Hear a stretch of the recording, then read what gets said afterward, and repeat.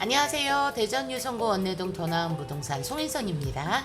2026년 부동산 세제 개편안이 발표됐습니다. 이번 개편은 종부세와 양도세뿐 아니라 다주택자, 지방주택, 비사업용 토지까지 폭넓게 담고 있습니다. 내용은 많지만 부동산 보유자와 투자자가 꼭 알아야 할 핵심만 순서대로 쉽게 설명드리겠습니다.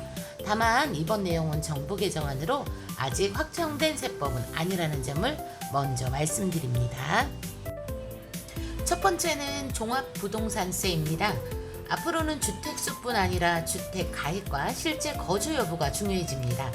실제로는 거주하는 1세대 1주택자의 기본 공제는 12억 원에서 14억 원으로 확대될 예정입니다. 반면 1주택자라도 실제로 거주하지 않으면 기본 공제가 9억 원으로 줄어들 수 있습니다.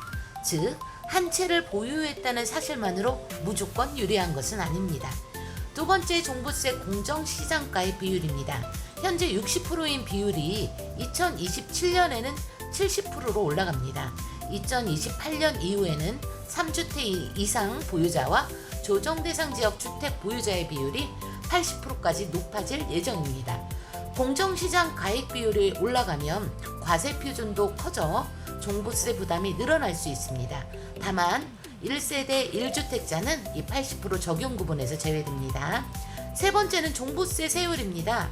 2027년에는 단계적으로 조정하고 2028년부터는 주택수에 따른 세율 차이를 없애고 주택가액을 기준으로 일어날 계획입니다. 하지만 주택수 차등이 없어진다고 해서 다주택자가 모두 감세되는 것은 아닙니다. 기본공제와 공정시장가액 비율, 세액공제를 함께 따져봐야 합니다. 세부담 상한도 150%에서 200%로 높아질 예정이어서 고가주택 보유자는 특히 주의해야 합니다. 네 번째는 종부세 장기보유공제입니다. 기존에는 얼마나 오래 보유했는지가 중요했지만 앞으로는 실제로 얼마나 오래 거주했는지가 중요해집니다. 2027년은 과도기를 거치고 2028년부터는 실제 거주 기간에 따른 공제만 적용될 예정입니다. 연령 공제는 유지되지만 공제 금액에는 별도의 한도가 생깁니다. 다섯 번째는 양도세 장기 보유 특별공제입니다. 1세대 1주택자는 2028년부터 거주 공제 비중이 커져 보유 공제는 줄어듭니다. 2029년 이후에는 보유 공제가 폐지되고 거주 기간에 따라 연 8%, 최대 80%까지 공제하는 방향입니다. 결국 집을 오래 가지고만 있는 것보다는 실제로 오래 거주하는 것이 훨씬 중요해집니다. 여섯 번째는 10년 이상 실거주한 1주택자에 대한 혜택입니다. 일정한 요건을 모두 충족하면 양도소득 기본 공제가 현재 250만 원에서 2,500만 원으로 확대될 예정입니다. 다만 10년 이상 실제 거주, 양도가액 30억 원 이하, 1세대 1주택 등의 요건을 모두 충족해야 합니다. 또한 12억 원 이하 1주택 비과세와는 별개의 규정이므로 따로 계산해야 합니다. 일곱 번째는 다주택자 양도세 중과입니다. 중과제도가 폐지되는 것이 아니라 2027년과 2028년에 한시적으로 완화되는 것입니다. 조정대상 지역 주택을 2년 이상 보유한 경우가 대상이며 2027년의 완화폭이 2028년보다 큽니다. 따라서 다주택자는 주택별 양도 차익과 취득 시기, 보유세를 비교해 매도 순서를 정해야 합니다. 여덟 번째는 조정대상 지역 일시적 2주택입니다. 종전주택과 신규주택이 모두 조정대상 지역에 있다면 종전주택 처분기한이 3년에서 2년으로 단축될 예정입니다. 모든 일시적 2주택자가 대상은 아닙니다. 계약일과 계약금 지급일에 따라 종전 규정이 적용될 수 있으므로 계약 내용 반드시 확인해야 합니다. 아홉 번째는 상생 임대주택 특례입니다.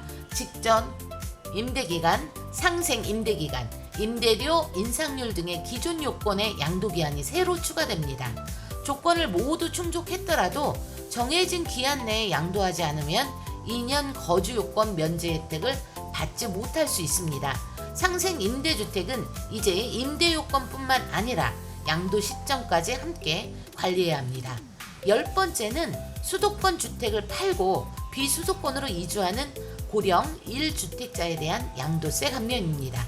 만 65세 이상이면서 거주기간 등의 요건을 충족하면 2027년에는 50%, 2028년에는 30%를 한시적으로 감면할 예정입니다.